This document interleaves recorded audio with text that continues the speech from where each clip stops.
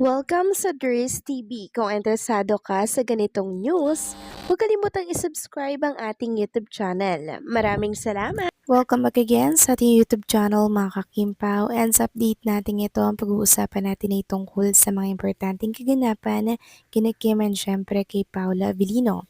Pero bago pang lahat, maraming salamat sa inyong patuloy na pag-support at pagsubaybay sa mga daily update natin. Kaya naman bilang pasasalamat, narito po ang isang napili kong komento patungkol ito sa naging previous update. Mula ito kay Ginang Marlita Aurea Rodriguez. Sabi niya, hello Miss Durs, dapat na nga sigurong kasuhan ni Kim at Paulo yang si Odi nang matigil na yung binayan. Wala nang ginawa yan kay Kim, puro pang lalait hanggang ngayon. Hindi tumitigil, parang nagsiselos yan kay Kim. Siguro nga, may gusto kay Paulo yan. Grabe gigil niyan kay Kim. Pag nilalait niyan si Kim, grabe kumakatawa. Kita, ngala-ngala. Lahat ng pinagsasabi niyan kay Kim, gawa-gawa lang niya at yung nasa likod naman niya, tuwang-tuwa din. Sampulan mo na nga Kim nang manahimik na si Odi na yan. Maraming salamat sa komento, Ginang Merlita Aurea Rodriguez. So kilala naman natin si Kim and si Paula Avellino, hindi po ba? Pinapalagpas na lamang po nila ang mga ganitong usapin. Hindi na po nila pag-aaksayahan pa ng oras para po magsampa ng kaso kasi alam naman natin, 'di ba, na pag nasa showbiz industry, punong-puno po ng intriga. At yun po ang ginagawa ni Odi para po merong manood sa kanyang vlog. And as long as alam naman natin ang katotohanan mga kakimpaw kay Kim and Paula Avellino, dead man na lang po natin ang mga ganyan.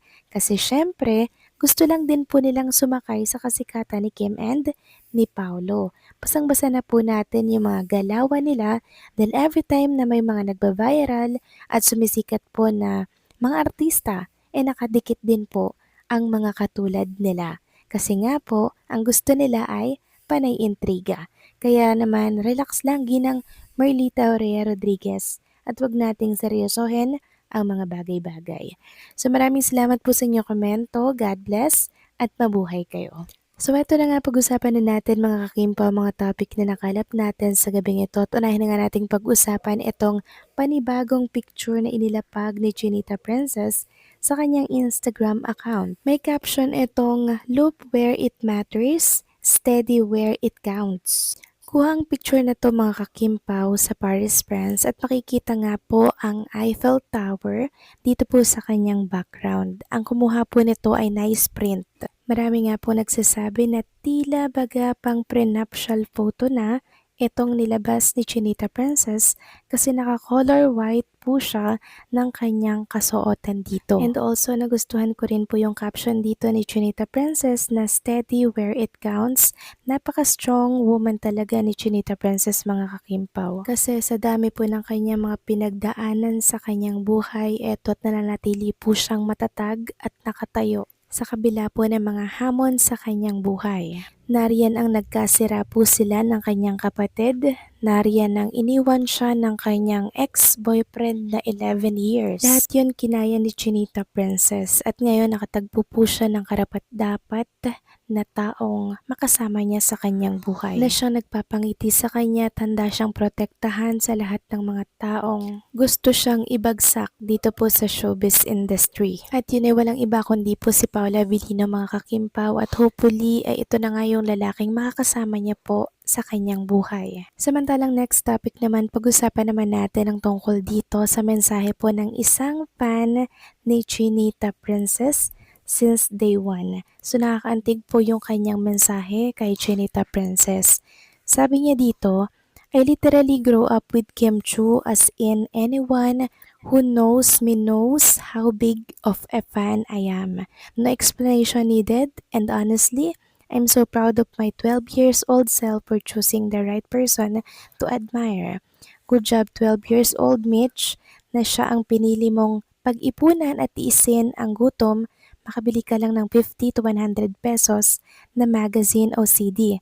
Kim Chu became my inspiration na pag-ipunan yung mga bagay na worth it. She also taught me how to grow, to be kind, to to love more and to be a better person overall. Ang dami kong natutunan just by watching her journey. I can really say that Kim Chu has been such a huge part of who I am today. Kung anong mangyayari sa life niya, ramdam ko isa ako sa unang matutuwa sa bawat blessing at isa rin sa makikiiyak kapag may pinagdadaanan siya. Through the high and lows, nandito lang ako, quietly cheering, loudly supporting. People may come and go, but for 20 years I stayed and I'm still here. And I'll keep staying for as long as she needs support, for as long as kailangang may sisigaw ng "We love you, Kim Chu." Kasama ako doon kahit gaano pa kalayo. Happiest birthday, Chinita Princess. Hindi ko man sinasabi palagi, but I love you and thank you. Alam mo na yon. Sobrang nakaka-touch mga kakimpaw. Ito pong mensahe ng isang fan kay Chinita Princess. Imagine 20 years po niyang sinusuportahan si Kim Chu.